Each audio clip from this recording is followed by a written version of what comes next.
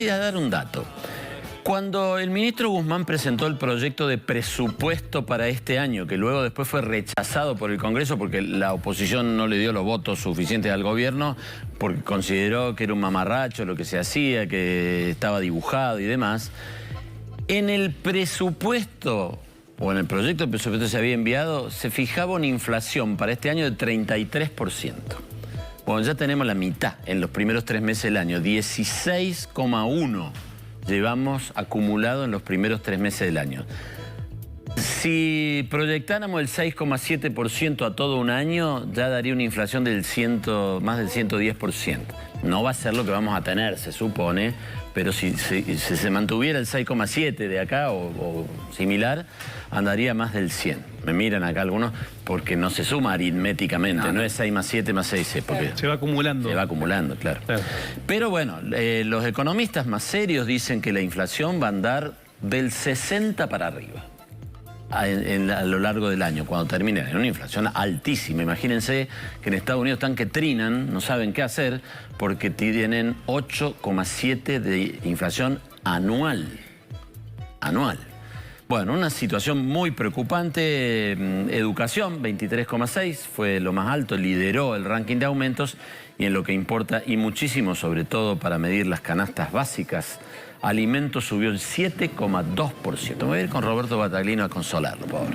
Roberto. No, el tema que planteas vos ahí de educación, que bueno, se entiende que ese puede ser estacional, porque en marzo, el comienzo de las clases, se actualizan las cuotas de los colegios y demás, ¿no? Pero el tema indumentaria.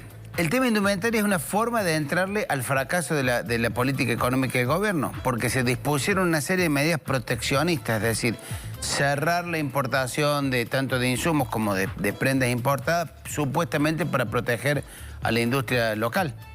Y terminas desprotegiendo al consumidor, a la población, a la gente, porque la indumentaria aumentó el 10%, casi, o sea, 4 puntos más, 10 y algo. 4 puntos más que el resto de la inflación. También es una cuestión estacional. En marzo se empieza a comprar fundamentalmente entre la ropa escolar y la ropa de cambio de temporada. Pero... Yo lo que no entiendo, Roberto, no lo puedo entender. No sé, a ver, ¿qué ejemplo en el mundo hay de que una economía creció, explotó en el buen sentido, cerrando? En general, la economía funciona cuando se abre, ¿no? Y aparte, ese tipo de medidas proteccionistas generalmente sirven para un contexto muy determinado. No sé. Para una circunstancia muy determinada o para un determinado producto. Pero bueno, podés hacer un cerco como se ha hecho, y lo hemos visto la semana pasada, la cantidad de productos que faltan, cuestiones elementales. Que vos protejas un producto, es cierto. Casi todos los países del mundo tienen protección. Eso, por ejemplo, en Europa se protege a los agricultores. O algún... Pero lo que normalmente se hace es abrir la economía. Bueno. Lo ha hecho Corea del Sur. Los dos últimos grandes ejemplos del mundo, Corea del Sur y China. Tratar de vender lo más posible. Bueno, China, vengan, inviertan, vengan gente, inviertan acá, pónganse acá. Bien, son modelos que son difíciles de replicar en Argentina, claro está. Pero en general es abrir la economía, no cerrarla. Lo que favorece, en definitiva, todo el movimiento macroeconómico y finalmente al trabajador también. Bueno, datos del INDEC, tomamos algunos, desglosamos algunas cuestiones, veíamos cómo este tema de los controles de precios no funcionan. Alimentos subió el 7%, es lo más controlado. Mira, estamos hablando de la inflación por región, este 7,2 es el de alimentos, ¿no? El total del país fue el 7,2. En el AMBA, en la región metropolitana, fue el 6,1. En la región central, donde estamos nosotros, 7,9. Y cuanto más te vas alejando del conurbano bonaerense, de la ciudad de Buenos Aires y sus alrededores, 8,7 en el norte, 9,2 en la Patagonia. ¿Qué nos muestra esto? Que los controles de precios de Feletti y compañía, de ir a los súper, lo vimos, lo sabemos, están en el AMBA, no alcanzan a frenar nada, porque te frenan, te filtran un poquito, es un dique que frena un poquitito el agua, pero genera un desequilibrio regional que, si uno lo analiza en otro tipo de productos, también hay distintas variaciones en la inflación, pero mucho más mínimas que esto. Mirá la diferencia de lo que aumentan los alimentos en el AMBA y lo que aumentan en la Patagonia. Es un 50% más. Digo, primera señal, ya la señal de que anoche veíamos cómo la inflación en la era Feletti se duplicó.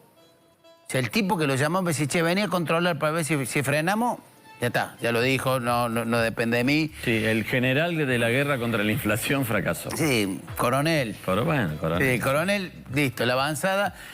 Y este desequilibrio geográfico nos muestra. Bueno, y el otro tema es, ya casi lo tomamos como, no sé, como un chiste. Es trágico porque genera pérdidas de puestos de trabajo, porque genera pérdida de poder adquisitivo.